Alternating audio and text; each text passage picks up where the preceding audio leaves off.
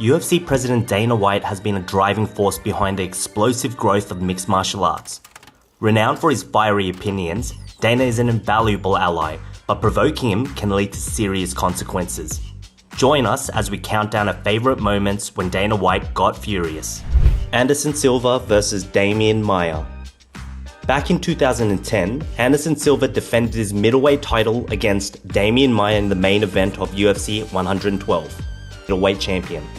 Silva, who was in the midst of an iconic title reign, spent most of the fight taunting and toying with Maia, resulting in one of the most disappointing title bouts in UFC history.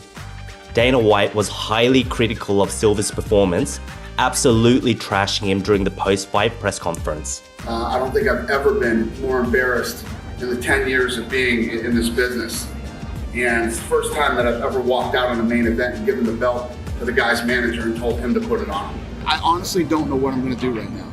I'm so upset, I can't even tell you. I don't think I've ever been like this in the history of being in this business. The Cyborg video. Chris Cyborg's exit from the UFC last year was anything but smooth. After a victory over Felicia Spencer at UFC 240, Cyborg pushed hard for a rematch with Amanda Nunes. However, UFC President Dana White repeatedly claimed that Cyborg was not being truthful and had no real intention of facing Nunes again. But I think that she's at the point where she's afraid to lose again. A brief backstage conversation between Cyborg and White, captured on video by a team, added fuel to the fire. When the footage was released, it became evident that someone on Cyborg's team had doctored the video and altered the subtitles to make it appear as though Dana White was being dishonest. Once this doctoring of the video was exposed, Dana White was livid. I think everybody can, whether you like me or you don't like me, whatever your opinion of me is, doesn't matter. What she did was dirty. Greg Jackson. John Jones was set to face Dan Henderson in the headliner of UFC 151, but disaster struck just 8 days before the event when Henderson had to withdraw due to a knee injury. Scrambling to save the main event, the UFC proposed middleweight title contender Chael Sonnen as a last-minute replacement. However, Jones and his coach Greg Jackson deemed it unwise to accept the new opponent on such short notice and declined the fight. This decision infuriated Dana White, who had no choice but to cancel the entire event.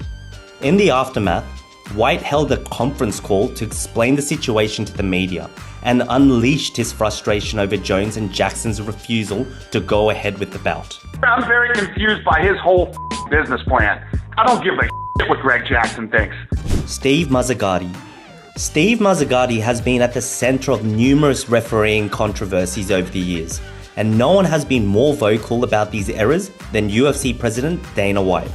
However, it was a World Series of Fighting bout between John Fitch and Joshua Berkman in 2013 that truly pushed White to his limit.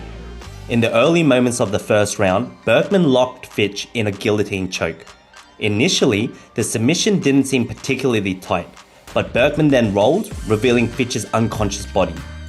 Berkman began celebrating before Mazzagatti even realized the fight was over, prompting an explosive and lengthy 9-minute tirade from Dana White. Go. He knows it's over. Before the referee, he knew it was over. Wow. Mario Yamazaki.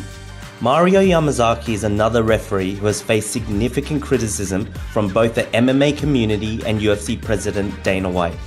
Yamazaki officiated Valentina Shevchenko's 2018 fight against Priscilla Cachoeira at UFC Fight Night 125. Shevchenko was heavily favored, and it quickly became evident why, as she thoroughly outclassed Cachoeira from the outset. As the bout progressed, it was clear that Yamazaki should have intervened to stop the fight, but he allowed it to continue until Shevchenko secured a rear-naked choke near the end of the second round. Following the match, Dana White unleashed a scathing critique of Yamazaki for not stopping the fight sooner.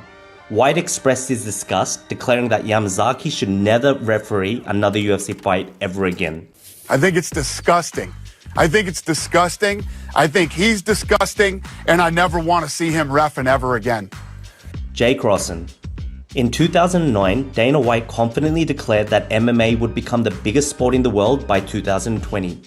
This ambitious statement drew criticism from journalists and members of the MMA community. many of whom felt that Dana White himself was a barrier to achieving this vision. One journalist, Jake Rawson of Sherdog.com, penned an article challenging White's assertion. In response, Dana White launched into one of his most memorable tirades during a phone call with Sherdog, passionately defending his vision of the sport and addressing the skeptics head-on. Like, I give a f*** what Jake Rawson thinks. What the f*** has this guy ever done? You don't scare me, internet. In 2012, the UFC website fell victim to a cyber attack by the notorious hacker collective Anonymous after the organization expressed support for anti-piracy legislation. The hackers defaced the UFC webpage, replacing its usual content with an image of Adolf Hitler, until control was eventually restored. Concerned fans feared that sensitive information might have been compromised, but UFC President Dana White remained unfazed. Displaying unwavering confidence in the site's security measures, I'm not afraid of you. You don't scare me. You come in and you do it again. I don't care.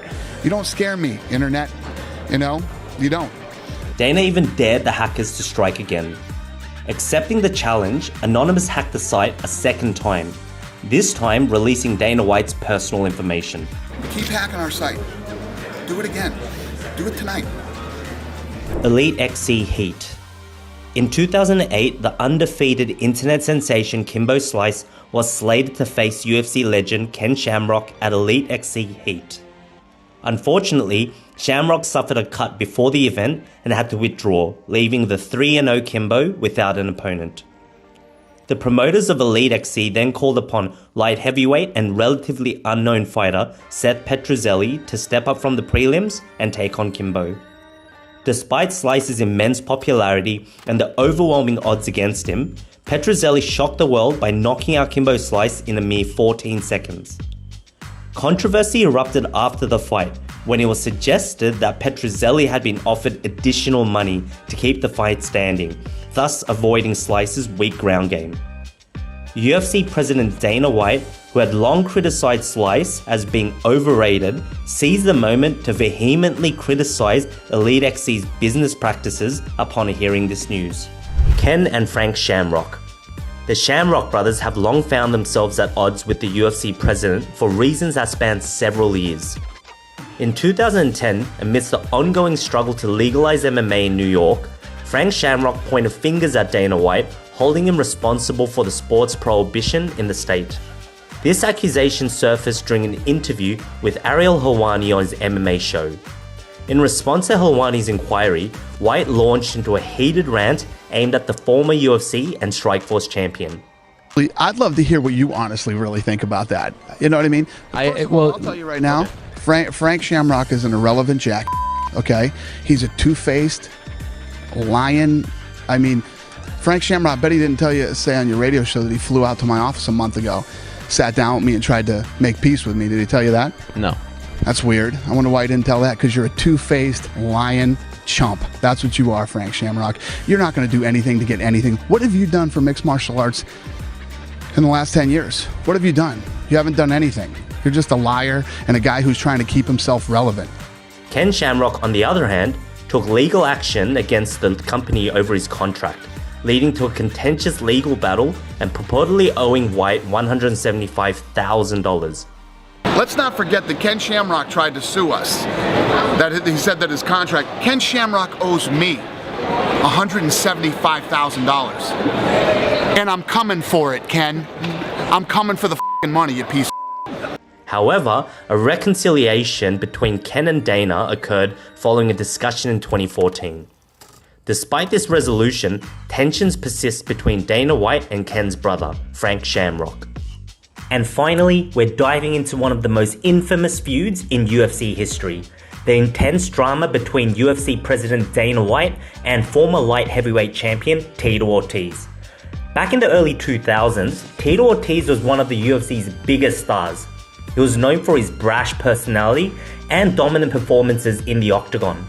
Dana White, who had managed Ortiz before becoming UFC president, initially had a good relationship with the fighter. However, as Ortiz's demands grew and his negotiations became more difficult, tensions started to build. The situation hit a boiling point in 2007 when Ortiz and White agreed to settle the differences in a boxing match. This bizarre event was highly publicized and fans eagerly anticipated the showdown. However, Ortiz pulled out at the last minute, citing contract issues and feeling disrespected by White. And I would have to say that nobody's pissed me off more than Tito Ortiz. You know how many times Tito fought that I wanted to see him just get his ass whooped? I was gonna f him up and make him look stupid. When Chuck Liddell knocked Tito Ortiz out, that was my favorite moment that has ever happened. When Tito and Chuck fought for the first time, I told Chuck, I want your gloves and your trunks that you beat the snot out of him in. I put him in a glass case and hung him up in my house. Dana White was furious. He publicly criticized Ortiz, calling him unprofessional and accusing him of ducking the fight. The feud continued for years, with Ortiz leaving the UFC in 2012, only to return briefly in 2014. Their turbulent relationship is a significant chapter in UFC history, highlighting the complexities of managing egos in the fight game. And with that, we conclude our rundown of 10 times Dana White got furious. Thanks for tuning in. If you found the video insightful, don't forget to hit that like button and subscribe. And I'll see you guys in the next one.